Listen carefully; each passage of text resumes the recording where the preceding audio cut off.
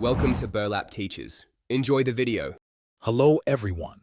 In this video I will explain how to reset your Audi A5's tire pressure monitoring system, or TPMS. Before we begin, it's crucial to ensure all four of your tires are properly inflated to the recommended pressure. You can usually find this information on a sticker inside your driver's side door jamb or on the fuel door. Once your tires are correctly set, turn your Audi's ignition to the on position, but do not start the engine. Next, we'll navigate through your Audi's multimedia interface, or MMI system. Locate the MMI control panel, typically found in your center console. Press the Car Function button to access the main vehicle menu. From there, you'll need to scroll through the options and select either Servicing and Checks or Settings and Service.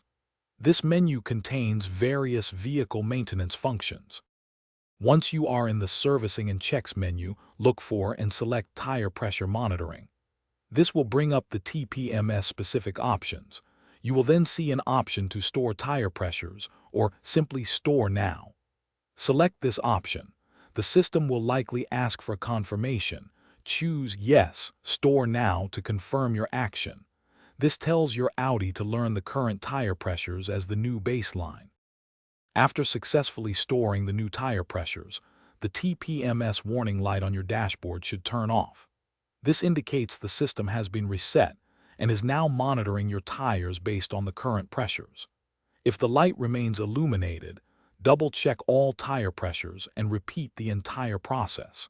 If the warning light still persists, it might indicate a more significant issue, and we recommend consulting an authorized Audi service center for further diagnosis. Thanks for watching. Consider subscribing if this video helped you.